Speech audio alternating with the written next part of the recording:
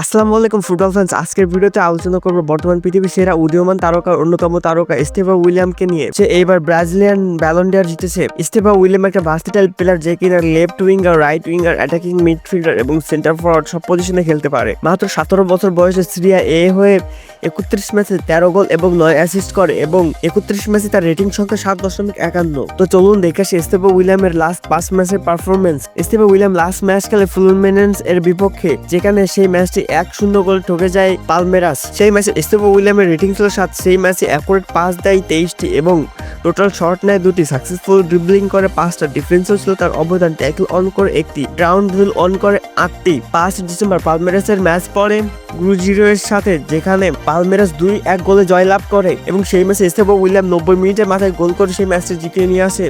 এই ম্যাচে স্টেভা William chance create করে 4টি এবং বিগ চান্স ক্রিয়েট করে 1টি এবং সাকসেসফুল ড্রিবলিং করে 3টি। এর আগে পালমেরাসের ম্যাচ পরে বোটাফোগোর সাথে সেই ম্যাচটি পালমেরাস 3-1 গোলে হেরে যায়। বোটাফোগো এর বিপক্ষে স্টেভা উইলিয়ামের রেটিং ছিল 7, চান্স ক্রিয়েট করে 2টি এবং সাকসেসফুল ড্রিবলিং করে 5টি। অসাধারণ ম্যাচ খেলে সেদিন। এর আগে ম্যাচ পরে আটলেটিকো গো এর সাথে, যেখানে পালমেরাস 1-0 গোলে জয়লাভ করে।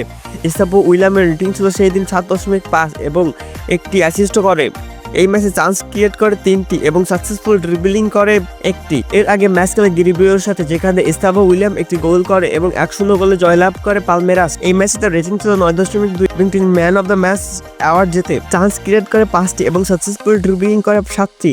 একেবারে অসাধারণ ম্যাচ খেলে সে। প্রতিটা ম্যাচে এরকম তার রেটিং থাকে 7-এর উপরে প্রায়। তার এই অসাধারণ পারফরমেন্সের জন্য চেলসি তাকে তার 18 বছর বয়স হলে কেনার সিদ্ধান্ত নিয়েছে। তার এই অসাধারণ পারফরমেন্সের জন্য তাকে লামিন ইয়ামালের সাথে তুলনা করা হচ্ছে।